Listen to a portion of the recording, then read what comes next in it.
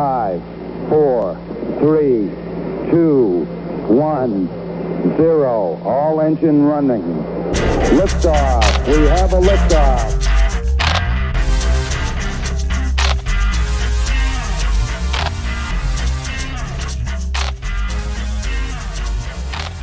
It's July 10th, and welcome to another episode of the Plastic Moon video game podcast that we call THEPAD. This is episode 2, and you are joining me, Ben, and I'm in turn joined by my good friend, Cash. How are you doing, Cash? Hi. Very well. How are you? Yeah, good, mate. Good. It's we're another week. We're back here doing our thing. A man down this week. Matty couldn't make it. Commitments elsewhere. F in chat. And I'm hoping he'll be back next week. Hopefully everything will be okay, and we'll be back to full strength. But I'm sure we'll soldier on without him one way or the other. So yeah, we've done all right actually. It's episode 2, but we did a pilot episode as well, so this is the 3rd week in a row, and I'm amazed that we're actually keeping on task, on schedule. We're doing all right. Yeah, I'm sure by now, like, life should have been in the way, but so far so good. We seem to be doing it. Yeah, it's good stuff. So yeah, it's a bit of a slow week this week in terms of news, and I'll be honest, we normally talk about, we always talk about what we've been playing, and I think it's kind of been very similar things for the last couple of weeks for all of us, really. I'm continuing to plow on through Shadowbringers, Final Fantasy XIV's latest expansion pack, and that's taken so much of my time up. I think at the weekend, across the Saturday and Sunday, I probably put like a 6 to 8 hour shift on each day on it. Bloody hell! And it's like I feel like I'm starting to get to like the back end of the story, the main story quest. But it's really fucking good. And frustratingly, I haven't been able to play it since about Sunday. I might have got on for half an hour on the Monday. Are you getting withdrawal symptoms? I am, yeah, because it's like the trouble is with it being an MMO, you kind of feel like you're missing out. Like when it first came out, the day later, you were seeing people like, "Oh, I'm at the new level cap, great," and then there was other people who had started as the new classes, which start like at the beginning of the previous expansion pack, all of a sudden questing alongside you, and I was just like, "Fuck me, I've played this a lot." For somebody who has to maintain a degree of life outside in the real world, and it's just insane. But I'm continuing to play that, and it's really fucking good. We've started to get all the reviews come out for it from like all the different media outlets and things like that. And it's getting heavily praised. And I saw an interesting picture on Reddit today actually. It's like basically the title was something along the lines of like, it's been a hell of a journey, and it just showed you all like the Metacritic scores as the game's gone on. Oh yes, I saw that. I think the very first one had 41, and everything after that was like green, and is it 91 Shadowbringers? Yeah, it's finally crept into the 90s after Stormblood kind of raised it up. That's really to be proud of. Yeah, and like I saw, I mean, right, okay, this is completely just disposable bullshit like facts, but there was a review that was titled like Shadowbring is the best MMO expansion ever, and I was like, bloody hell, that's high praise indeed. And then I looked at it as like, oh, the Daily Star has apparently like put together a new team to do games related cover. And must be serious if it's on the Daily Star then. Well, that's what I thought. I was like, yeah, maybe a bit hyperbolic, but I mean, the guys who wrote it and a couple of guys on the Daily Stars, like apparently they've got like a games media team there now, and apparently they're really pushing to do more coverage on it as a newspaper. I mean, that thing, take that as you will. It's Daily Star, but. Yeah, the guys seem really like nice. They were in the chat just talking to everybody. They seem genuinely excited about the whole thing. So I thought, well, they're enjoying themselves. But we're laughing about the Daily Star. For anyone who doesn't know, it doesn't live in England or whatever. But it's effectively like the trashiest of all our tabloids. It's barely a newspaper. It's more just like a bullshit paper. Just fluff. Like you get some of the magazines from Hello, where it's like, my sister slept with my neighbour's wife while they were on holiday in Turkey or something. Just maybe one level above that. Yeah, just literally one level above that. It's just the lowest of the low. But And yeah, I think it actually knows it's at that level, so it doesn't take it oh god, yeah. seriously. But then, like It's the Daily Mail, which is not much better, tries it's to not, kind of no. be serious, and it just isn't. Well, it's funny actually. I remember, oh god, years ago now, reading reading like an article that was looking at the political bias of newspapers, and the Daily Sport was like the most politically neutral newspaper in the country. So it was like it basically had the fairest outlook on news stories, not the best coverage or the most like in depth or educated or whatever you Absolutely want the to call most it. neutral. Yeah, basically it give you like the facts without any spin on it whatsoever, because it was just so, it just didn't give a shit at all. Like if it it was like, well, if it ever bothers to give you anything political, it's going to be fairly straight talking. Absolutely. But yeah, so Shadowbringers, I'm still loving it. It's really fucking good. And yeah, I'm just really enjoying it. Like I'm It's enjoying crazy. it for the I don't story. really have like. I mean, I know you give it praise every week, and that's great. I just don't ever come away thinking I need to play this, even though I'm quite a diehard fan of. I think you'd probably like it, and I think if you jumped on and played with like, because there's me and my wife, and we've got another friend who plays it. I think you'd probably really. It all comes back to, will you have the patience to get over the original Realm Reborn stuff, because that is rough by modern standards. It wasn't great when it came out. It was basically them getting their ducks in a row after the original launch. Yeah, But the story I think paper thin. that's probably going to be the biggest hurdle, just getting into it. To be Maybe if I perfectly start, honest, I would say you can pick up like the game. Like you still got to buy expansion packs, but at least the two, like Realm Reborn and Heaven's Ward, you can get them so cheap you can practically get them for free at this point. I would honestly say if you've ever gotten an interest in it, you can start free trials and play it up to like level 35, which will get you through Realm Reborn for free. So you can always try it and see if the gameplay loop suckers you in. But if you ever thought, well, okay, I enjoy this for what it is, I'm interested in at least seeing the good parts of it, I would honestly take the idea of what you would have spent on like buying the licenses for the expansion packs originally and just buy what they call a jump potion, which will push you into at least the first expansion pack. So you can kind of get to the just a boost, basically. Yeah. basically, yeah, you can get jump potions that do you can buy them for your main story quest progress, and you can basically buy them for via expansion pack. So you can get to the end of Realm Reborn, you can get to the end of Heaven's Ward, you can now get to the end of Stormblood now that it's not the latest. So you can effectively buy your way into Shadowbringers if you're so inclined. And you can also buy jump potions that allow you to level up individual jobs. Because I think I mentioned on one of the previous podcasts, you have a single character. You can have multiples, but there's not really any need to, because your character can pick up jobs in the game, all the classes and jobs in the game, and you just switch between them on the fly. It depends what weapon you're holding, basically. If you equip an axe, you become a warrior. If you equip a sword and shield, you become a paladin. If you equip a staff, you become a black mage. It's that type of thing. And Okay. you level them all up individually. So, like, I might be a level 75 warrior, but I might only be like a level 12 black mage. And so you can buy jump potions to say, right, well, when I drink this potion in game, I will become a level 70 black mage. And skip it Okay. that So way. you'd have to kind of go and do the grind, something that you may want to pick up. Yeah. So I think if anyone was really serious about jumping in for the kind of I think you could probably spend between £30 and £40 the price of a full blown game, and you could get into this and cut out the bullshit. And Shadowbringers, if anyone's got any inclination to play Shadowbringers, is worth it thus far.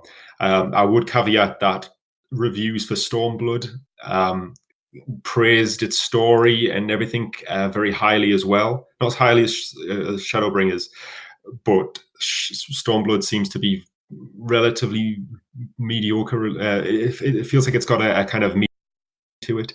I think the story didn't really go anywhere interesting. It kind of played with some interesting concepts and plot threads and then threw them away. It stretched itself too thin. I think Stormblood's lasting legacy is that it finally kind of refined the gameplay and the kind of mechanical loop in the game, and Shadowbringers has kind of brought that forward, made it even better, and put a good story on top. But that's what I've been playing tons of. I think the last MMO I was quite into was Guild Wars 2. I think you and I got that. I don't know how much of that you continued to play, but I didn't get. I think was it Hearts of Thorn expansion. I didn't pick that up, but that's probably the last MMO. I need to get into another one. I think it's been a while.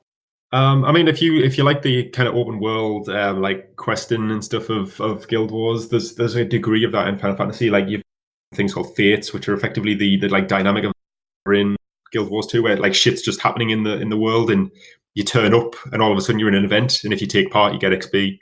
There's like Yeah.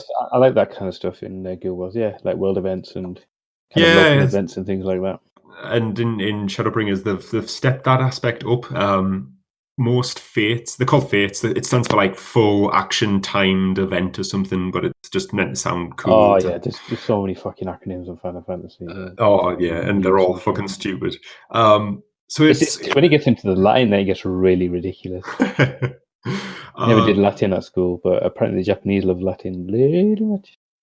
Yeah, they're always like kind of throwing Latin into things. It's very weird. But yeah, there's like this whole system of that, and in Shadowbringers, they've kind of layered extra stuff on top of that. So now fates are generally all kind of multi-tiered quest lines in their own right. So, for example, we were in one of the new zones, which is a big forest, Raktika Forest, it's called, the other day, and there was this Godzilla-looking creature attacking these kind of like the local militia. So we like rocked up and started fighting it, and it was like it had so much health. I was like, "Fuck me, this is we're going to need another like 20 people to bring this down because it's not going anywhere." But we got it about like 75% health, and it ran off.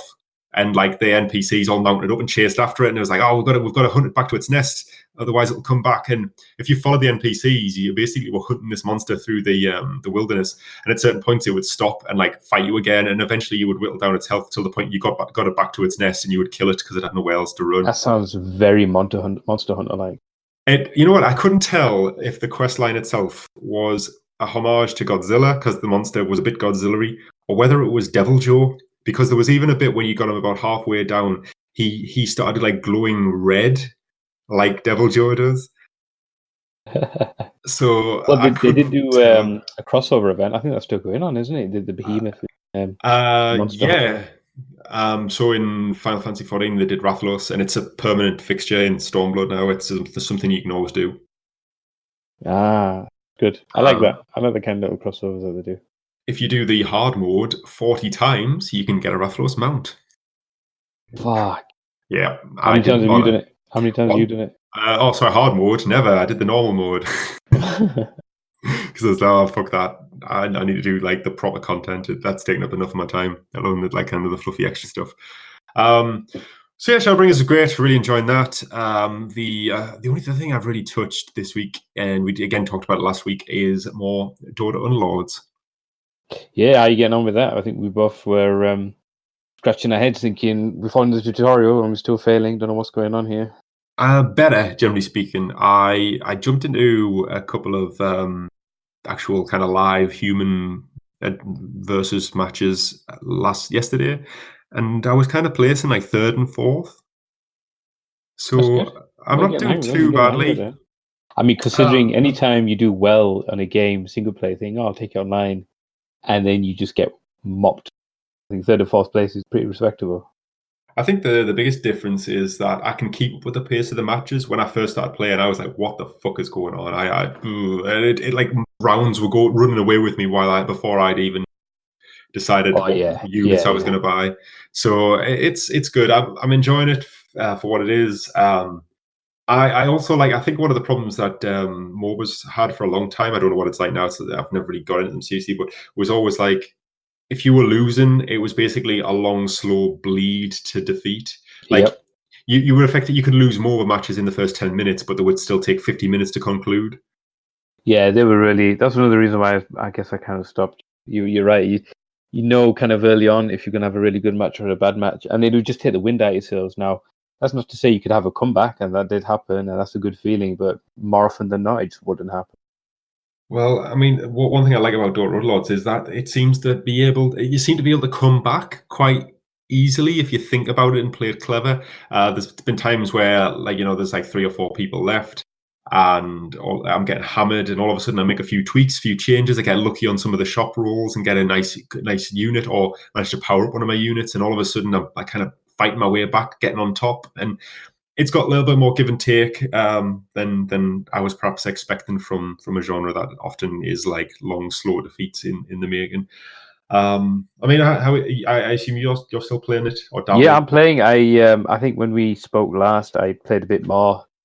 Won a few bot matches on medium, so I thought, okay, I'll take this online. So I've played 1 or 2, and just like you, I've kind of come like 3rd and 4th place. So it's not too bad, but the pace of the match was something to get used to, because on bots you can, like you say, you can pause, you can take your time. Yeah, I don't really get that when you're playing live. no. And it's as much as it's about skill and knowledge of the characters and which kind of rock paper scissors maneuvers and which is better over which. I think you're going on the luck of the shop roll as well. And I remember I had like 12 coins, and I went through the shop just to get. I had 3 characters ready to go to the next level, and I just needed one of them, and they didn't drop. Really pissed me.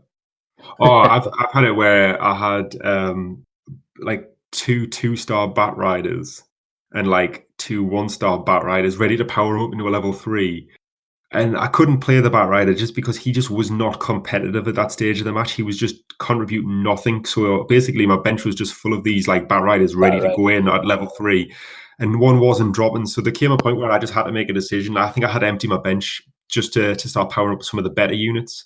And so I basically sold all my bat riders, and then literally next fucking refresh of the shop, there's a 3rd bat rider, and I could have got level 3. And I was like, "Fuck you, game! You've held off for like 12 rounds in a row, only to dump on me." So It happened with me. I think I was trying to level up Axe and Tusk, and they just weren't fucking happening. And then I went through loads of like Dragon Knights and Tinies. It's like, I should just pick one of them, and I think I picked Tiny in the end, and I got into level 3 really, really fucking fast. And I just kind of steamrolled everything. But it's weird. I don't think I'll ever get used to it. No, I don't think I'll ever be an expert, but I'm enjoying it. I actually, because I wanted to see how it played, because I've been playing on my iPad primarily, and it's the same. The interface is different if you play on a desktop or on a Windows client, but you can actually switch it to play in the mobile mode. Yeah. So yeah, it's fine, but yeah, I think I'm enjoying it. Never played Dota, so I'm learning what everyone does and all the rest of it. I've been experimenting with Dragon Knight. He at first I thought he was a bit shit, but if you power him up, he's actually pretty fucking good. If you get Dragon Knight and you get Puck together, you're gonna have a good time. Yeah. So yeah, it's interesting. I'm still enjoying that. And probably the only thing worth mentioning beyond that is, I think about half an hour before we came in to record this, I've just started to download Mario Maker 2 on the Switch.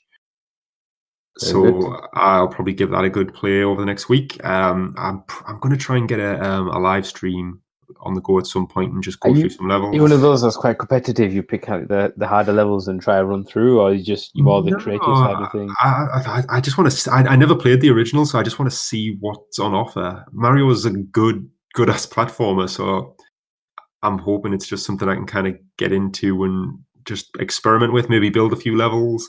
I'm not like too, or maybe I will be when I get into it, but in my head I'm quite happy just to like maybe design a few levels. I quite like that idea, because a lot of the pull of this seems to be people kind of like stretching the engine in ways that we wouldn't normally have in a Mario game, and creating like ridiculously intricate levels which are like for super experts. I'm quite interested in the slightly more mundane side of, I'd like to see if I could just build a good Mario level. Yeah. You know, it's kind of one of these things that's maybe a little bit like underappreciated, how hard it is to design. Yeah, level design, fun to gameplay design. Yeah, there's university degrees for that kind of stuff. So I'm now trying to get myself in the mind frame of, if I see something that might be a good idea for a level or a good inspiration for a level, I'm got a Trello list on the go where I'm just writing ideas down and see what I can do with it. But we'll see. Really seriously. I'm just, because I'm not very good. I need to organize myself. I need to purposely like focus and organize myself and make myself do things. It's so easy just to like procrastinate on these things and just not bother. Yeah, it's I just need to get my ass in gear. But I'm looking forward to playing that. And to be honest, by the time we finish recording here tonight, that'll download. So if it's not too late, because we do record this fairly late on a school night of all things, I might give it a go, because the other alternative is I jump into Final Fantasy, and that's just not a game you can play for short bursts. I was going to say, you can't just do a quick quest. It's got to be much more hours put into it. Yeah, so we'll see, but yeah, I'll probably report back on that. I suppose the other thing that was season 2 of Apex. Yeah, Apex Season 2. We didn't win, but we had a lot of fun. With me, you, and Matty. It was good. That was the best session I've had on it for a while. Yeah, I think it's so much better with friends because even when you lose, it's still fun and you Well, still pick each other up and it's good communication and yeah, I enjoyed it. We do more of it. yeah, we do, and I felt like the three of us were a fairly decent team. Where like we seemed all like a reasonably level We were playing getting field. top 5s and 3s consistently. Yeah, we're not the best players across, especially fucking me. I had the worst luck. I think I generally scored pretty fucking high on the damage, but never got any kills. Yeah, I saw like the damage at the end, and you'd be like 500, like 0 kills, and then there's Matty with 100, they'd have like 2 kills. Like, well, how did you get that? Oh yeah, Matty got loads of kills. But yeah, it's good. Like I think season 2 just rounds it out. It makes a good game that much better. Adds a little bit more depth with all the new hot-ups. I like the changes to the map. I think I need to play a bit more to get everything, but so far it seems good. Yeah, it's both familiar and it's the areas that were already good are still good. The areas that were a bit underdeveloped have been spruced up. Just had a fresh coat of paint, really. And the new character is Watson. Sorry, I couldn't remember her name there. Watson seems really good. I need to unlock her. I am about 2 levels away from unlocking her. I've got her. I think I keep forgetting her fence. I remember once we were like, "Oh, I need to watch his flank," and you're like, "Why don't you put a fence down?" I was like, "That's a really good idea." And then I put a fence down. You have to keep remembering.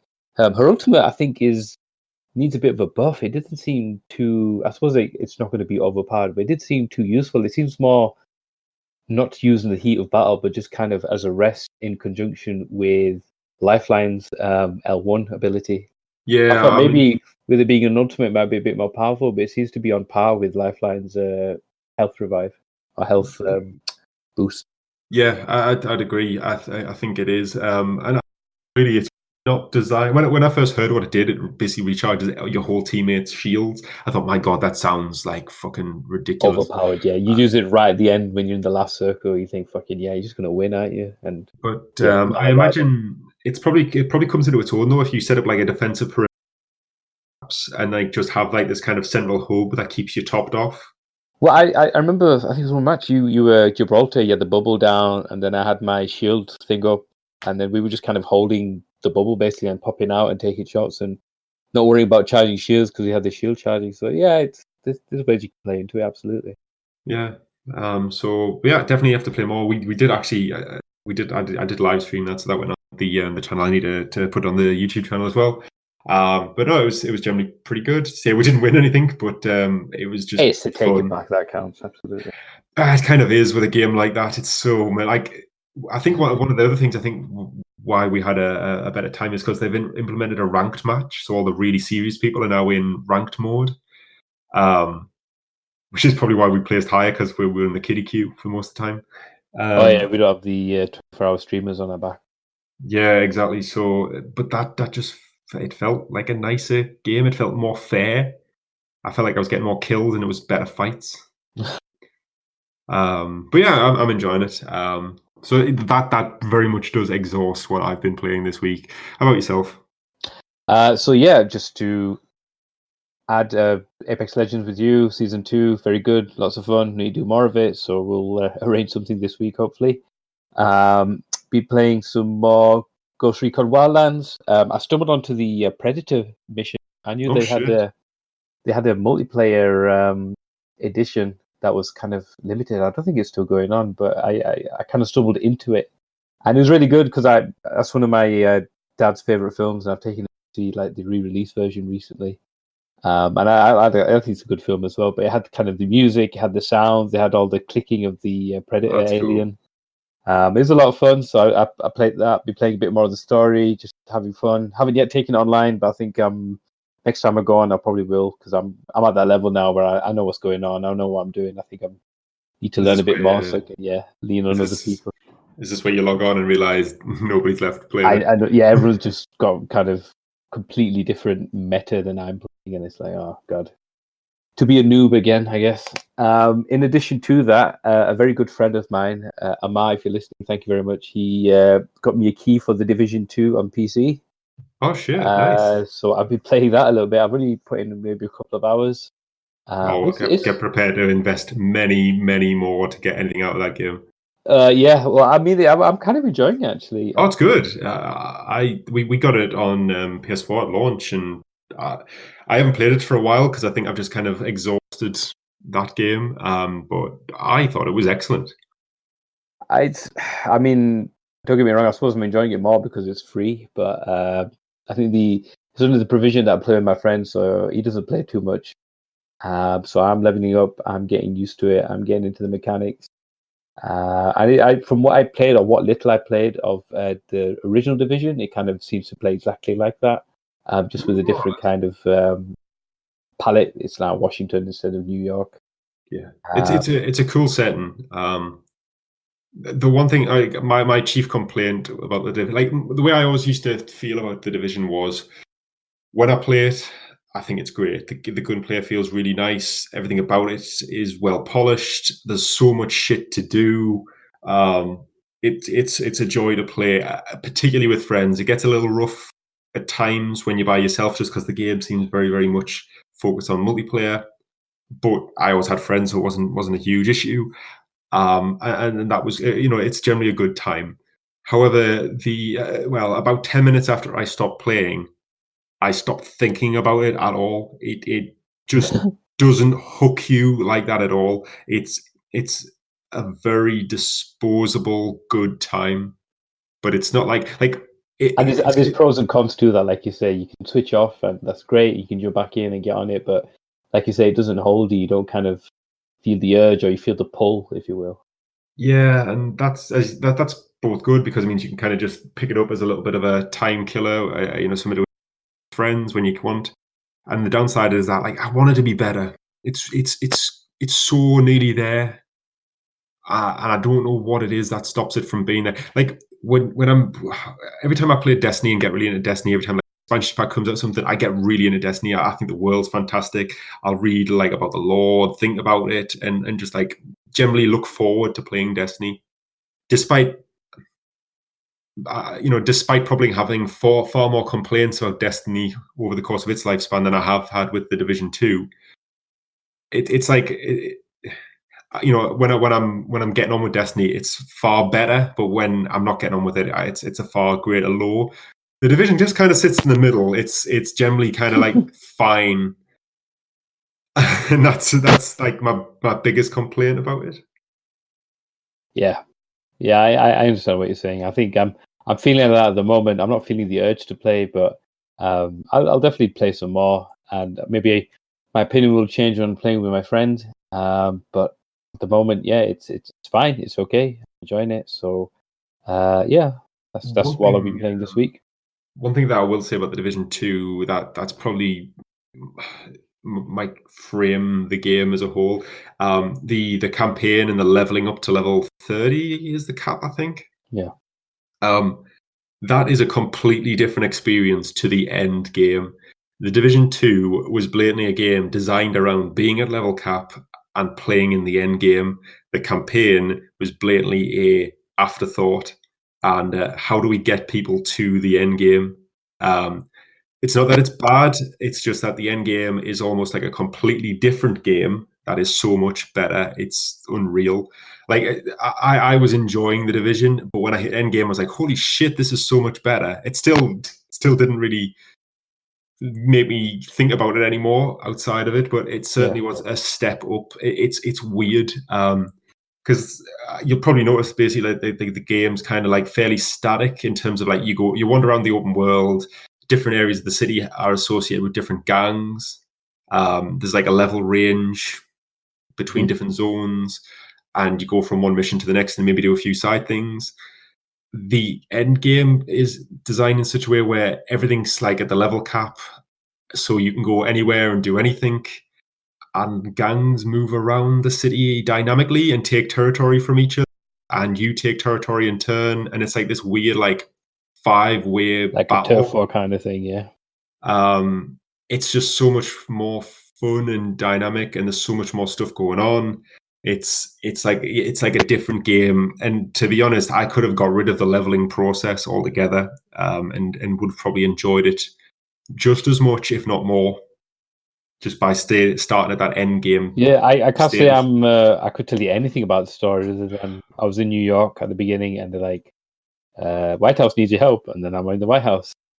Really can't say anything more than that. I think somebody's kid got kidnapped at one point. Oh god, yeah, I forgot about that. Yeah, the story is shit, which is a shame because like the first game story wasn't the greatest story, but it had a real sense of world building, and there was a reason for all these gangs. Like the gangs in number 2 are almost like analogs, 1-for-1 analogs for gangs in number 1. So like you'll probably, if you're early in the game, you'll be fighting the hyenas, who are like the street thugs, the whole Uzis sideways and fire at you. And I can't remember what they're called in the first game, but like the hyenas are pretty much the same. Basically, it's like kind of like the criminal class of society have finally kind of been let off the chain and are doing what they want. But then like you've got a faction who are all about like Molotov cocktails and flamethrowers, and in the first game they were cleaners, and they were basically like a kind of cult run by this guy who used to be head of like city sanitation, who's like taken upon himself on a holy crusade to like burn the city and clear of it of the infection that was going around. Whereas sounds like do you ever play Dead Rising when they kind of the bosses were psychopaths? Like that. People just lost their minds. It's kind of exactly like that. That's what this guy. So they were called the Cleaners in New York, whereas in this, it's just kind of like, ooh, it's the flamethrower faction. Why are they that? Because because we already had the models for all the guns and all the enemies, and yeah, it's a marked improvement over the first one. It's a shame that you're on PC because we were on PS4. I would have probably revisited it to play it with you if we could have, but obviously no cross-play yet. That dream has not yet come to fruition. Well, if you want to buy it for me for free, I'll play on the PS4. I don't mind. To be honest, it's probably not in the not too distant future. You'll probably be able to get it fairly cheap.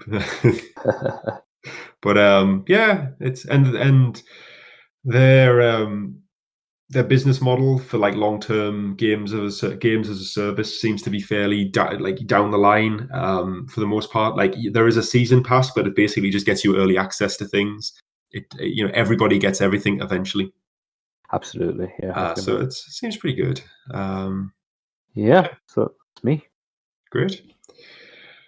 Well then, yeah. So not much. As we said this way back in the very first episode we ever did. Like basically playing less variety of games because the games we got so much more about time. Right. If you stick with the Division, you'll get like 50 hours out of it. I think I clocked up about 80 overall, maybe 100. It's just time sink, and that's a lot of time for somebody who has to hold down a job and as I say, hold down a degree of adult life outside of games. Absolutely, they were commitments, man. Yeah, 100%. But I also managed to put like 16 hours into Final Fantasy at the weekend, so I'm obviously not picky about what I play and when I play it. So maybe I'm not the best meat stick for any of that. But yeah. So that covers what we're playing. I hope I'll have some Mario Maker 2 stuff for next week, just to freshen this section up. And I did see yesterday, I saw Matty playing Assassin's Creed Odyssey still. Oh, so, he's on it, bless him. I was really missing him. I want to see what the progress is this week, man. Like how many percent? Is it 3 or is it 2 this week? How you've completed? How many more towers has he climbed? Hey, Jesus. Cool. All right, then. So what I have done, and it's varied at what point of the show we did this, but I've kind of done like guessing games around top 10s of things. So like one week we did what are the top 10 trailers of E3 in terms of viewing numbers. We did just like the UK sales chart top 10, which was unsurprising as it featured 2 football games, I think, if I remember rightly. And it didn't feature Grand Theft Auto 5, did it? It featured Red Dead, which did surprise me a little bit, actually. But anyway, I haven't got any top 10s or anything because basically they're a bit boring if we do them week on week. So I'm working on another bit, and we kind of talked a little bit about this before we start recording. But I'm gonna have something prepped for next week. I did think about getting something done for this week, but I kind of want to run as a bit of a competition between you and Matthew as a running lead for a few weeks and see how we go. So I didn't think it was worth doing with just you here. But I suppose watch this space for next week, and we'll have a little bit of a quiz, a bit of a guessing game. See who can score the best. Oh yeah, I'm okay.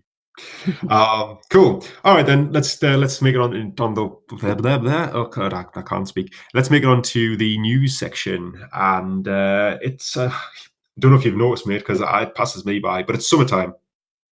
It is. You wouldn't always realize it, although it is fucking muggy today. It's like it's cloudy and generally just a bit fucking wet, but it's still about 20 degrees or something. I went out for lunch and it was kind of grey. Took my coat thinking it's going to be cool, it's going to be breezy, and just roasting. I was like, right, that's coming straight off. It's just really kind of horrible. Like very thunderstormy. Apparently, kids' sports day tomorrow, so I don't know what it's going to be doing. Yeah, crazy. Might be cancelled. With a bit of luck. I hope so. I really don't want to be running in the dad race. Oh, is there always one who's like super competitive, or is that just you? It's not me. I couldn't care less, but yeah, I'm sure there would be. They'll come in the tracksuits, ready to go. Drink the protein shakes. It's where I find out that Mo Farah's got like an adopted kid in the school. So yeah, it's summer, which generally means slow fucking news days for video games. You know, we have that rush on E3, which I think we all agreed was a bit of a damn squib this year anyway. And then it just everyone fucking goes on vacation for summer, and very little happens. So there's not a lot to talk about, if I'm honest. But the first news story I've got, I bring it up because it follows on from a fairly lengthy discussion we had last week about Google Stadia. I keep calling it Stadia when I read it, but it's because there's no Stadia. it's Stadia, isn't it? Yeah. So Google have basically come out. You know, one of the things we talked about it basically in my subject. Who the fuck is Stadia for? And we talked a little bit about. You know, I think me and you were a little bit more like willing to wait and see about it, whereas Matty was very it's not going to have a place. It's going to flop. Which is fair enough. He might be right, given it's Google. And like one of the things we did talk about was their perchance for just fucking dropping things at like with no notice whatsoever. But one of the things we talked about actually was what the fuck can you actually play Stadia on at launch? It's not clear. I think we had conflicting things. For example, I said a browser, but I wasn't sure if it was just Chrome or any other. And I think you said it was just on the Chromecast, and maybe there's like. Remember, On Live did this about 10 years ago. Was there like a device that you could get? Is that just literally the Chromecast? That's the Chromecast. I suppose the only other device you would get is their Stadia controller. But it's weird. Like the messaging around this seems muddled at best. So I think the general aspiration is. Anything with a Chrome browser on it can play Stadia. Anything where you can download the Stadia app can play it. So like phones, tablets, things like that. And Chromecasts can play Stadia on a TV using the Stadia control pad. But I don't know I'm struggling to understand what the case is going to be in November when it launches.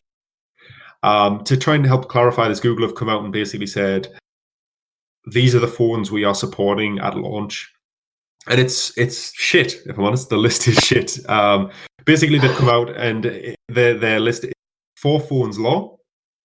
And it is the Pixel 3, the Pixel 3a, the Pixel 3a XL, and the Pixel 3 XL. So it's 4 Google phones that run Android. I'm assuming Pixels run Android. I do not. It'd be a version of it. I can understand why they want to do it on the Pixel phone, but not even the previous gen. Completely, it seems to be completely marketing. I can't understand why it would. What hardware limitations there would be on the previous gens, or even any other phone that would kind of prevent it if it's literally streaming. But hey, I suppose I'm not part of the Google development crew. I'm sure there's probably a rational answer for that. It just seems strange. Yeah. It does. And sorry, in addition to models, any tablet that runs Chrome OS is also supported. So yeah, Any tablet that runs Chrome, did you say? Yeah, so like all three of those as well. There you go. There's no need for the phone restriction, really, is there? That's just market employ. It seems weird. I mean, the big omission here seems to be iOS and Apple phones. Yeah, I imagine if it takes off well, then it defies Matty's expectations. It will probably reach out to iOS. Oh, I'm sure they ultimately want to, but they've basically said that. Well, they've said that it'll be available eventually, but there's no release date or anything.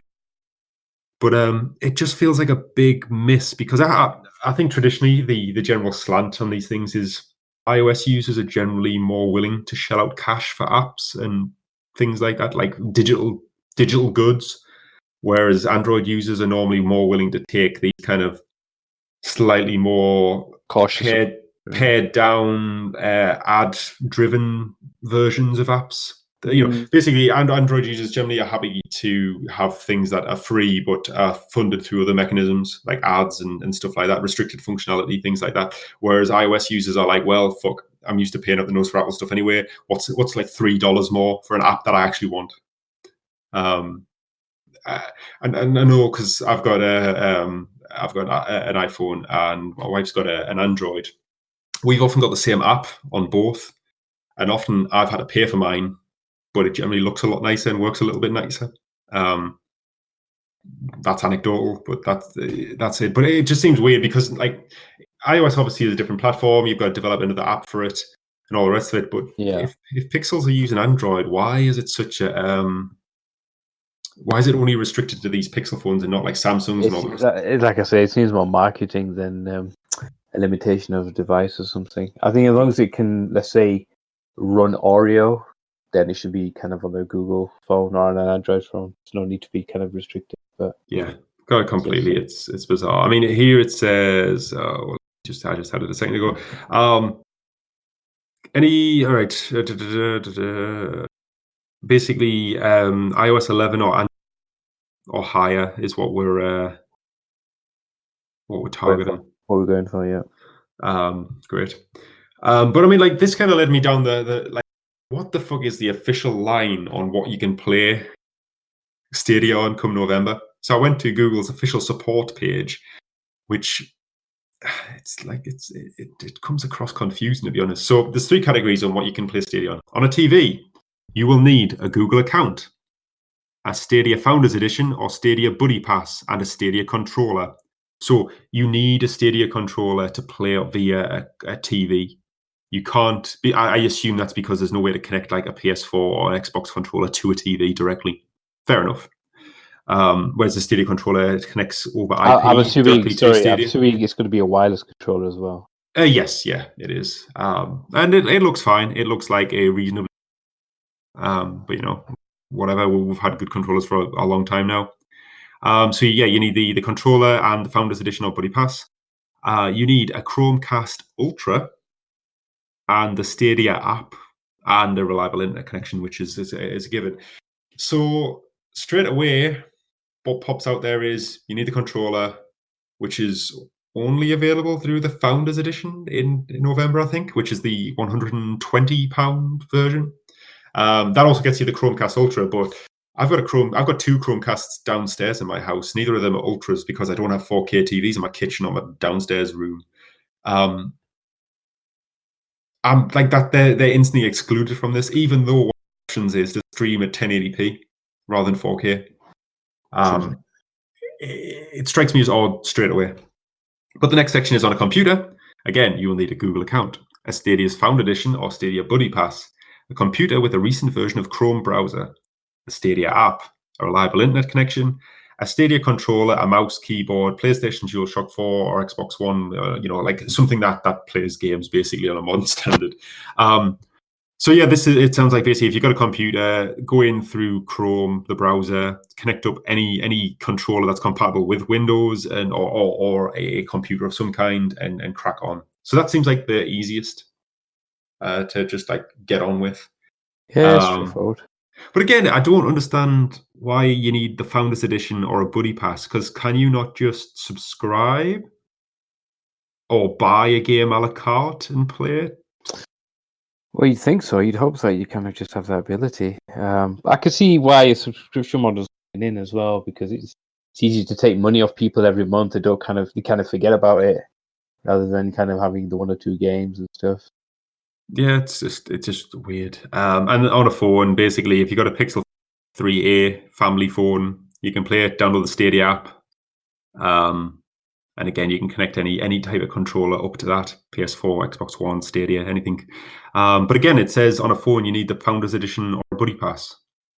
So, and what it does exclude around all of this, because it does say your Google account is not compatible if it's a Google for Work, a Google for Education, or certain other managed Google accounts. So I've got I don't think I've got it anymore, but I had a Google account with work. Don't want anymore. They took it off, so I couldn't use it anyway. But those types of accounts are not compatible. So yeah, I don't know. It just feels. The more I read about Stadia, the more I'm like, I will wait to see what people say about it. I think I'm just really interested in the technology side, and how it's going to perform, latency and things like that. What they're promising sounds really good and sounds really promising. Then again, we've had that promise, or we've had that information. Believe everything that you hear. So I like to kind of see first impressions towards the end of the year, once they've got everything up and running and it's relatively stable, all being well, and then I can kind of make a decision from there. I mean, it seems strange that they won't give like a beta version, because it's all closed, and we said this before as well. Yeah, it's a lot of questions hang around it. It kind of feels to me that they've got something that they tested last year, worked okay, worked well enough that they thought we've got something here, we can make it work. But it feels like it's a little rushed to market, limited support on phones, confused messaging around what you can and can't play on it, no killer apps, system seller titles lined up. I mean, what are you going to be able to play in November? Assassin's Creed Odyssey in like 4K. Maddie's doing that at home right now. I don't think he's won 100. I don't think he wants to 100% it twice, but that's just me. Yeah, it's weird, but we'll probably continue to see news stories come out about it. Google are obviously serious, at least for the moment. I just wonder if they realize that Microsoft are also building this capability. It's going to be part of a multi-pillared approach to games, and Microsoft have a better data center infrastructure, so could potentially offer a better service. So they're basically banking on being first to market. Yeah, absolutely. I mean, PlayStation Now is there, but it's. I mean, it's just kind of PlayStation's own library. It's not none of the latest stuff really.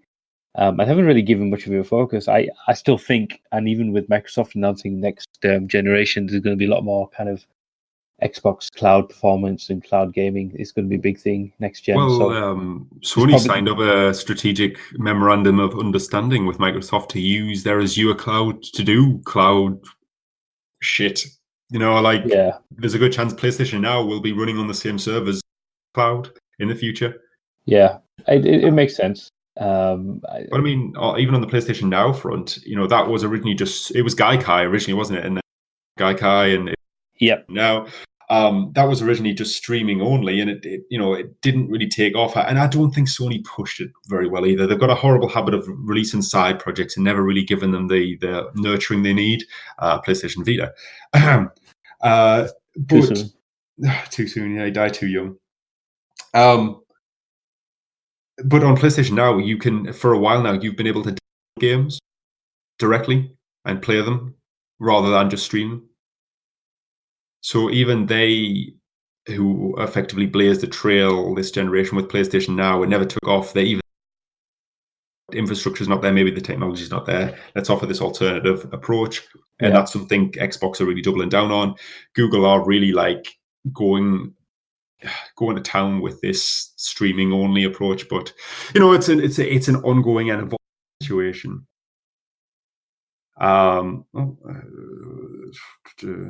So the next bit of news I've got, not really like, again, I always say this, not really news, but I thought it was a weird story, and it might lead us into some serious and not necessarily game-related topics. But in the last week or so, the Smash Brothers Pro scene has been rocked with controversy, I should say. Fighting game community controversy, never. It must be, God, it just must be the type of person it attracts. I don't know. That's a very common, generalizing statement. It's a fair statement, to be fair. I really like fighting games, and I've played in tournaments, and I found the fighting game community to be quite toxic. And it's always been brushed off as that's just the fighting game community is overly competitive, but it just doesn't wash with me, man. I'm here to have fun and play games. I'm not here to kind of act like a dick and start smack talking. And it's almost like, you know, when you watch really shitty hyped up boxing matches. Yeah, it's just really rubbish. It's never about that. It's always about the gameplay for me. Yeah. It's never about the hype. And yeah, there's some really toxic personalities out there, and some reason they're praised just because, you know, they're quite good at the fighting games, and they'll give a free pass for almost anything else except the thing which you're about to talk about. Yeah. I must admit, it's fighting games and not something I've really got into in a big way. A kid, really. I used to love beat 'em ups, but not so much now. I do like Smash Brothers, but very casually. Like, I like playing.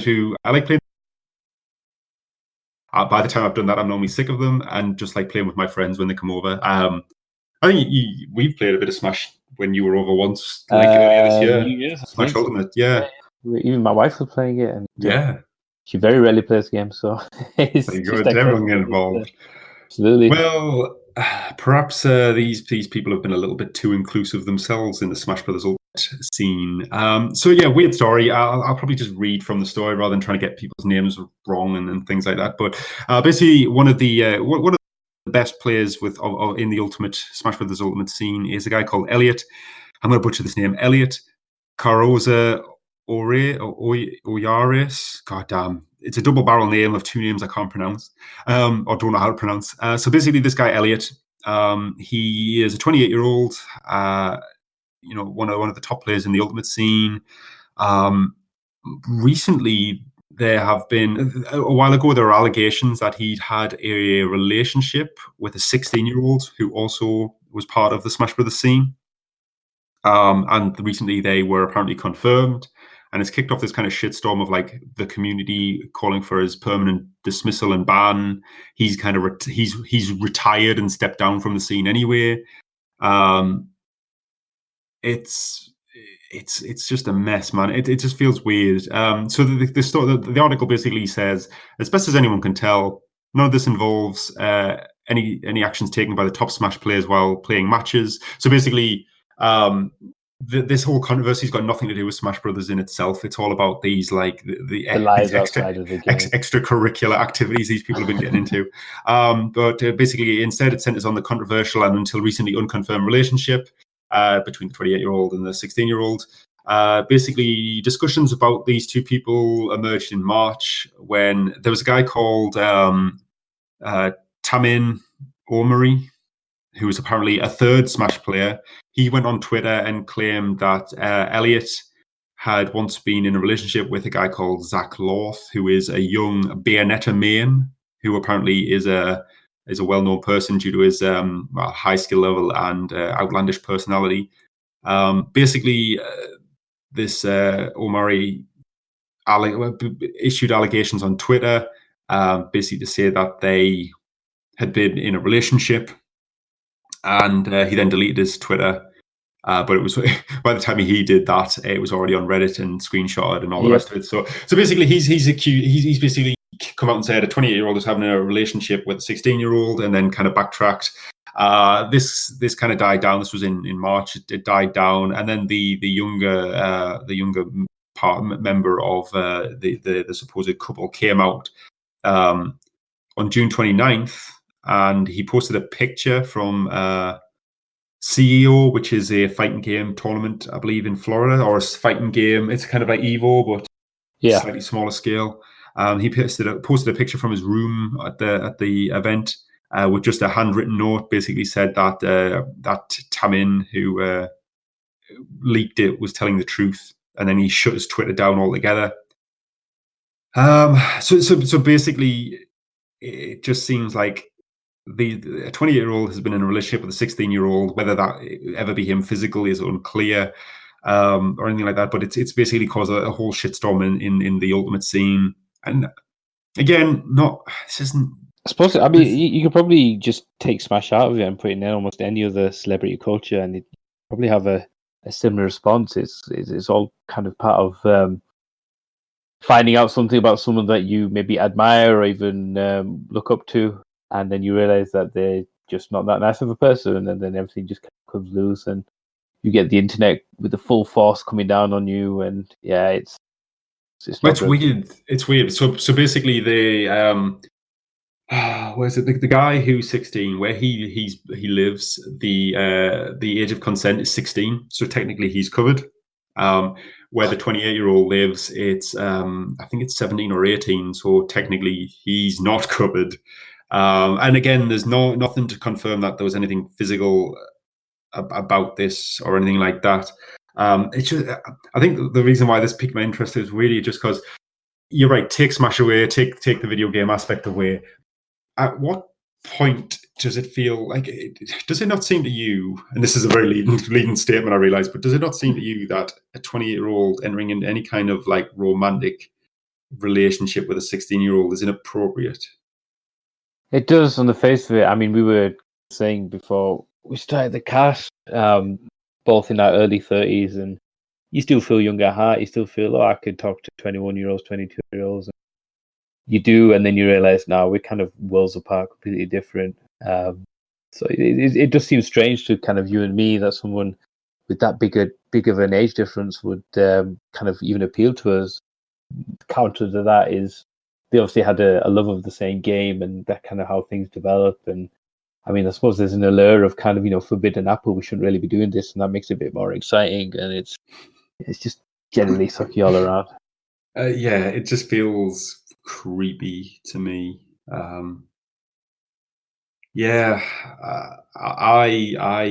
mean, if it was two 16-year-olds or a 16-year-old and 18-year-old, I think it'd be fine. But it's definitely one of the wrinkles is, so a lot of people are calling for like the 28-year-old in the story, the Elliot character.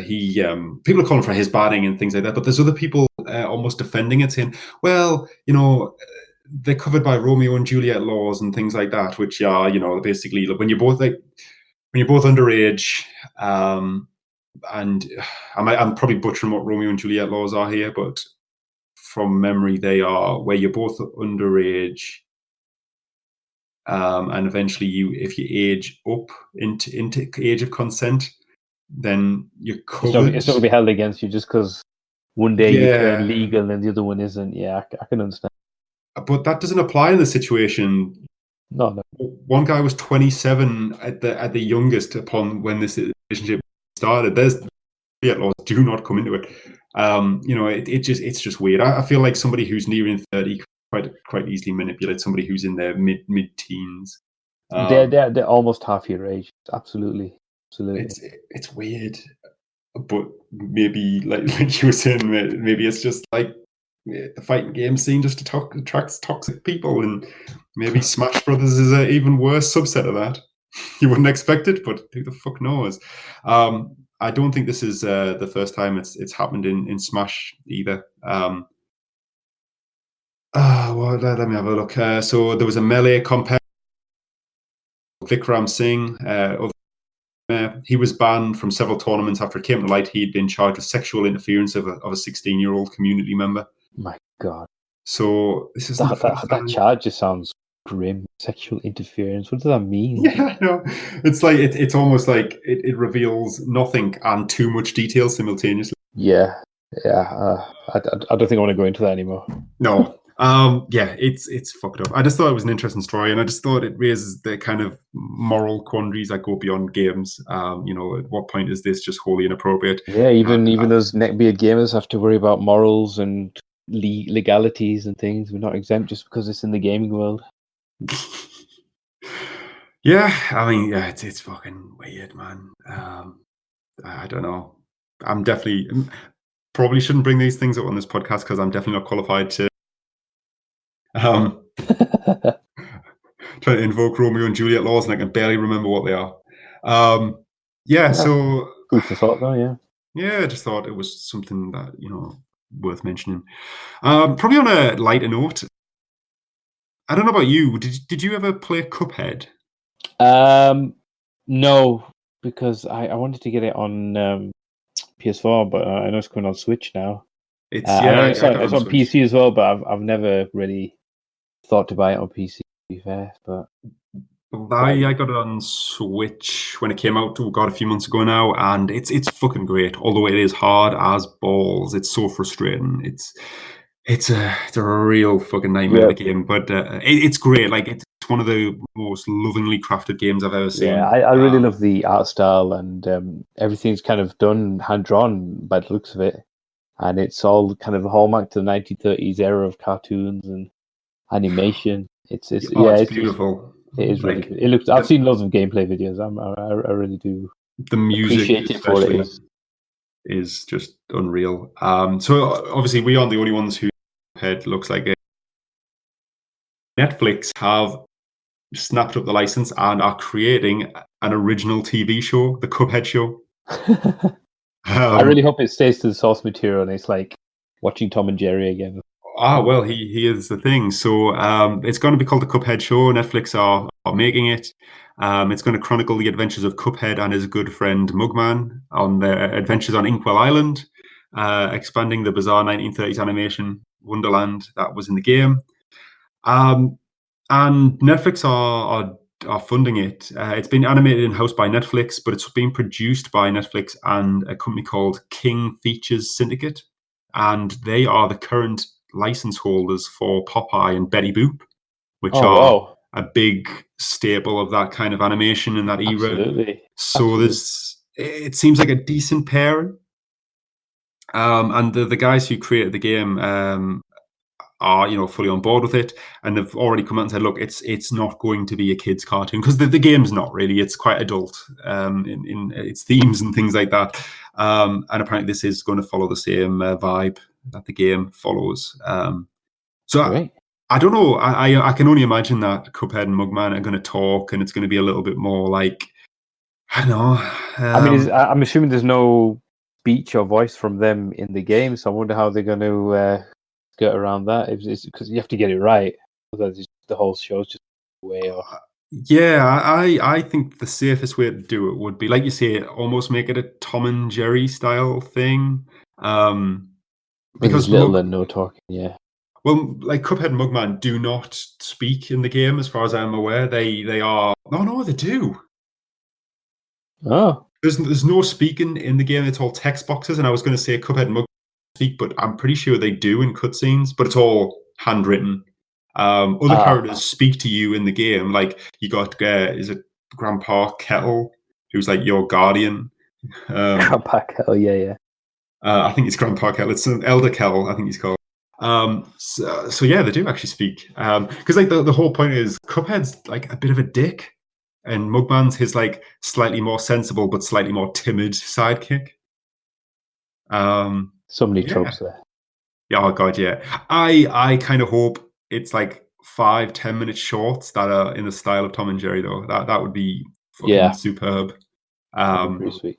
You could do it in such a way, like, because the game is effectively a boss rush game. Like I'd say 80% of the levels are just boss fights, multi-tiered, multifaceted boss fights that are all amazing. You could do an episode, like each episode is a boss fight, and it's like a 10-minute like little Tom and Jerry style, bit. Yeah. Introduce the boss fight, do the boss fight, see the next one maybe. Yeah, it could be fun, but we'll see. I just thought that was fun because Cuphead is really good. I always like when games kind of come to other media. It just expands the audience that much more, and I think they're doing a lot better recently with games and movie and TV adaptations. Castlevania on Netflix, really good, fucking good. Holy shit! What are they doing? A Devil May Cry one in that style? They did an anime many years ago, and that was okay. There's something else that's like the same Netflix adapted another classic game series into like an anime series, like they did. Because I don't know if it's I can't remember off the top of my head, but something else is coming in that vein as well. I didn't know. I saw I saw an article I needed to talk about. So I'm talking from memory, but I didn't realize they were making a Halo TV show. Yeah, that's been going on for ages. I'm sure Spielberg announced it on like when Xbox 360 first came up or something. But apparently it's going to be out like within the next year or so, and Showtime are making it, and not Liev Schreiber, his brother Pablo Schreiber is going to play the Master Chief, because the article was basically he's posted pictures on Twitter or something of him like doing his fitness routine, and he's basically like double his size in terms of muscle to like fit into the Master Chief's armor. Oh my gosh! So he's not literally just doing the voiceover; he's doing the acting as well. Yeah, and it's going to be weird because like Pablo Schreiber's in a fair amount of things. He was in The Wire back in the day. He's in Orange is the New Black. He's been in films more recently. He does all right for himself. It's kind of weird to get somebody who is, a somewhat recognizable actor, and is he just going to be in the suit all the time? Because on the one hand, it's weird to get an actor and not have him act, but then it's weird to like do the character of the Master Chief a disservice and like go against that thing of like he is the armor type of thing. Yeah, I mean, you hope they don't do the Judge Dredd thing with Stallone. He takes the mask off within the first 10 minutes. It's completely ruined that. Like, Carl Urban did it right for Dredd, so let's hope Pablo does it right. Love that movie. So good. It's really good. And we'll never get a sequel, apparently. Bastards. But yeah, Cuphead's coming to Netflix, which is good. And it's obviously, it's another like spoke in the Netflix wheel of they are doing everything they can to get like original programming, because Disney is starting to spin up their own thing. HBO, Disney, I think Warner as well, and I'm sure, yeah, it's crazy because the whole appeal with Netflix and the Amazon streaming services, because they kind of amalgamate everything and it's everything in one, and it just doesn't make sense that you'd have all these other streaming kind of things that just want to pay their own thing. It's just becoming TV again, and I suppose it's not TV because you can't really choose what's going on TV. Just tune into whoever's playing at the time. But no, you're right. It's back to like the Sky packages and cable in America, where you have to end up subscribing to like 6 different services to get everything you want. Just to get everything you want, yeah. I mean that's where piracy comes to it. I honestly haven't pirated a movie or a TV show in many, many, many, many months, maybe even years. Well, get ready to go back to it. You know what? If it gets stupid, I have to get like 3 or 4 streaming services to get what I want. You can fuck off. I'm down. I'm going back to the pirate way. It's absolutely a service problem. Nothing to do with people not wanting to purchase things. It's the same thing with Steam and games. I haven't. God, last time pirated a game must have been like pre-2005. Jesus, because it's Steam service is just really reasonable, and you can get a Steam key quite cheap, and it's yours forever, and it's updated, and it's online, and it absolutely makes sense. And if for some reason, if Steam, that's what kind of made me scared with the EA Origins thing and Ubisoft. I thought, if it gets stupid where you have to have kind of all these different things and they're playing off against each other, and we're getting the short end of the stick, I'll just think, fuck you, I'll just go back to downloading games again. Yeah, it is a bit like that. It's in 5 years' time we might be looking back on the kind of mid 20 teens as like the golden era of remember when Netflix was good and the only thing you needed to watch like a reasonable amount of TV. Even now at my peak, I'll be subscribed to like Netflix because I think Netflix is still my favorite. It's not always got the best programming, but the app and the accessibility of it makes up for that. Absolutely. I've got Amazon Prime just because I've got Prime for all the other benefits that come with it. And at times I subscribe to Now TV to get things like Game of Thrones when it was on.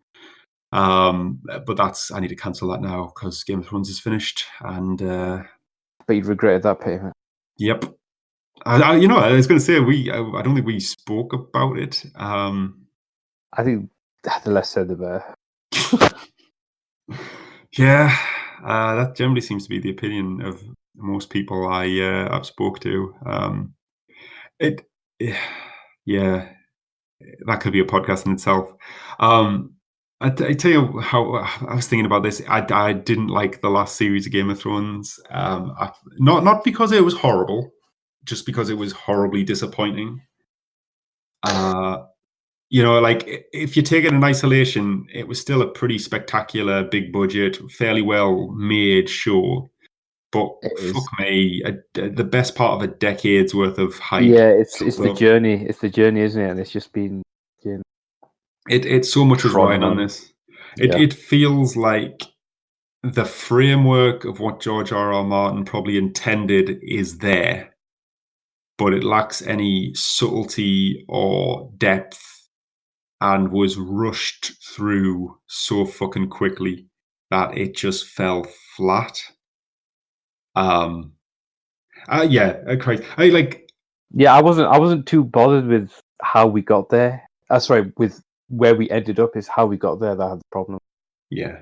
I mean, the most galling parts, like the series is pretty evenly divided into like the War of the Long Night, and then like the Game of Thrones coming to a finale. Yeah. So first of all, the Long Night should have not been 3 episodes long, with only one of those episodes being any war. Fuck that shit. We had literally an episode of like the build up of like the characters the night before the battle, and that was, on the one hand, that was probably some of the better material in that season. On the other hand, the fucking war was over inside an hour.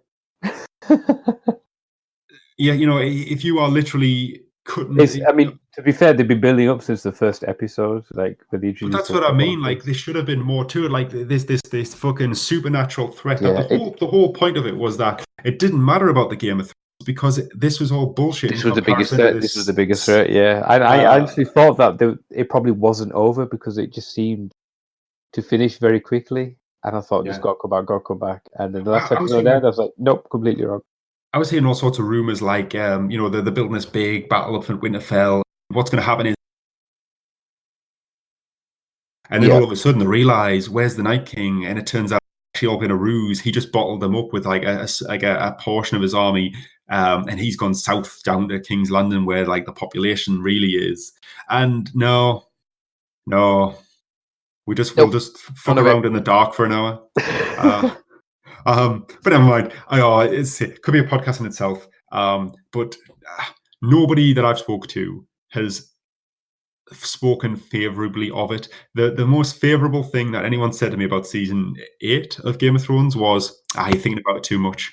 Fuck you. Yep. I'm not thinking about it too much. I'm fucking disappointed. We invested many hours into this. Yeah, we're disappointed. We've got a right to be disappointed. Exactly. And like you paid for now TV, especially, even more so.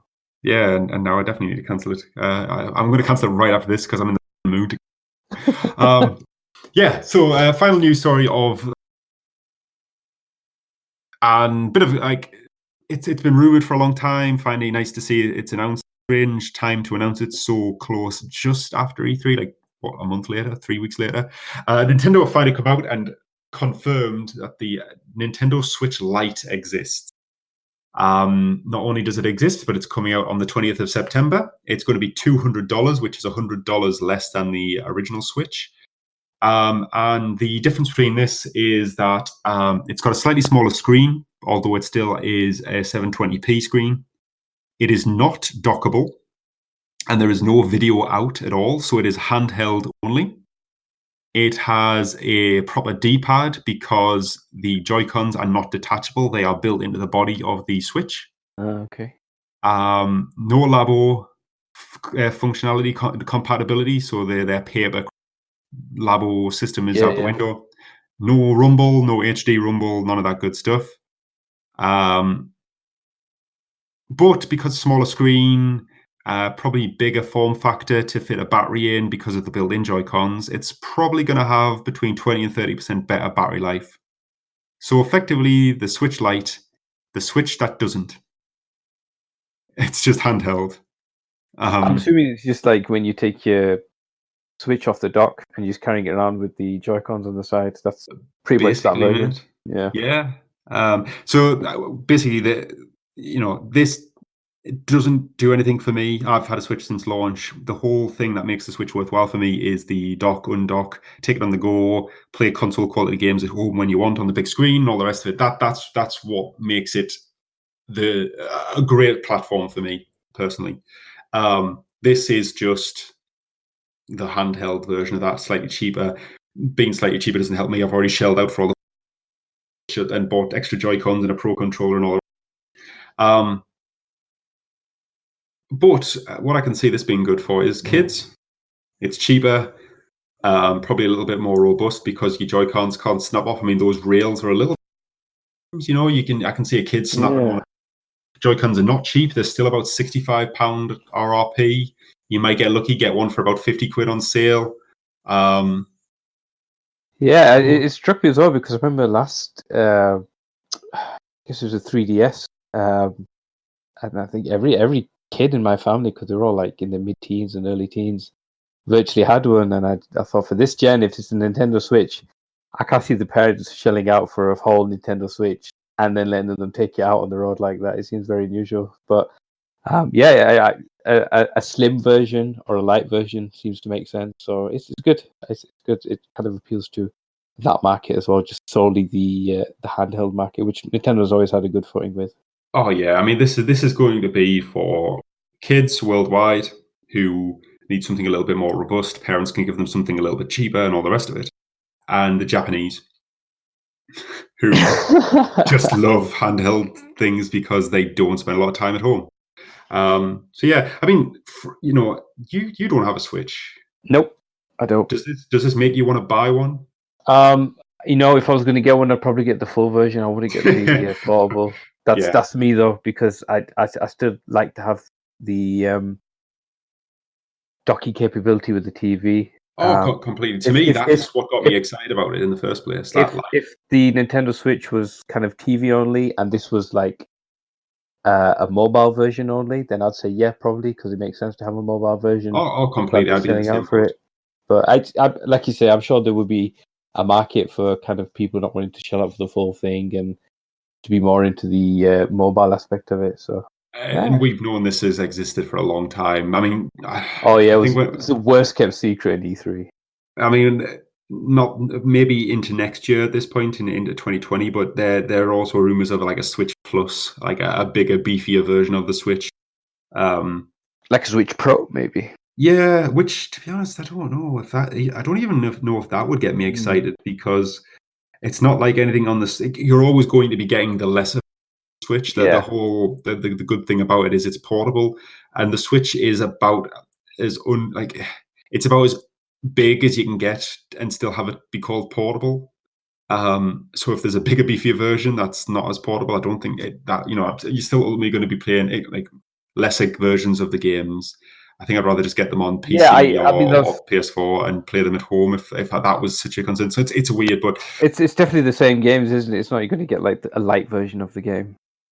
Yeah, I mean, some games might run better, but like I've had a PlayStation Pro long enough to know that it's often nice features rather than like fundamental differences. Yeah, makes sense. But just nice to see it coming out. But it just seems weird that then things like that. But you'll be able to play all the classic games. I think what else this might appeal to, so like kids in general. But I know a lot of parents who have got like multiple kids, bought a Switch, and one kid is always the one that's left out. Like one kid will dominate it, the other one will be like, I can't play. Yeah. So buying a kind of secondary, cheaper model for your younger kid might not be a bad idea. Might be a bit more of an attractive prospect. Maybe tip up all that Christmas money now. Oh, that's it. Could get that Breath of the Wild 2 on the go. So that's the last of the news stories. But that literally broke this afternoon, I think. And I was like, oh, thank God, another thing to talk about because it is a light fucking news week. I think we've stretched it enough.